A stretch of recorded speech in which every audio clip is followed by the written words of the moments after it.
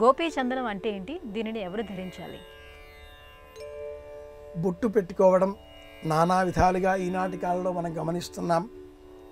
సమయాన్ని సందర్భాన్ని అనుసరించి బొట్టు పెట్టుకుంటున్నారు, పెట్టుకోవచ్చు కూడా.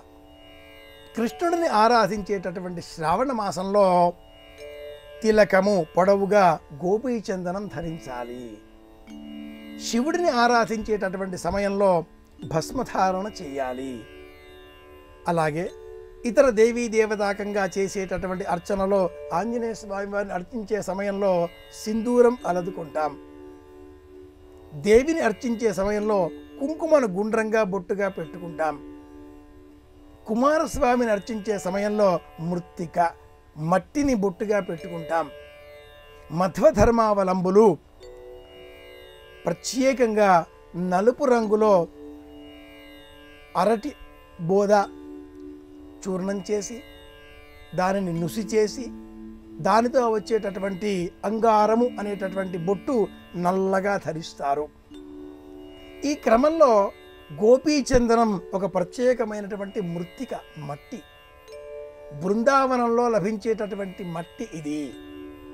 ఈ బృందావనంలో లభించేటటువంటి లేత పసుపు రంగులో ఉండే మట్టిని వస్త్రకాగితం పట్టి ఆ చూర్ణాన్ని పాలతో లేక నీటితో కలిపి ఉండగా చేసి విక్రయిస్తున్నారు.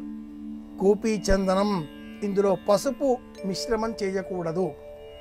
గోపీచందనాన్ని ఎడమ అరచేతిలో వృత్తాకారంలో ఓం నమో నారాయణాయ శ్రీకృష్ణ పరబ్రహ్మణే నమః అంటూ యథాశక్తి నామం జపిస్తూ వృత్తాకారంలో చేసి బొటన వేలితో ఆ వృత్తాన్ని ఇలా భేదిస్తూ కొంత గంధాన్ని స్వీకరించి నుదుట ఇలా మనం గీతగా చూపుడు వేలుతో ధరించాలి.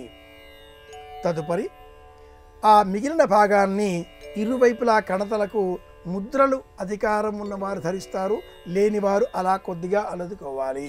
మిగతా వారంతా గదవ కింద ఈ పక్క ఆ పక్కన అలదుకోవాలి. ఇది గోపీచందనాన్ని ధరించే విధానం.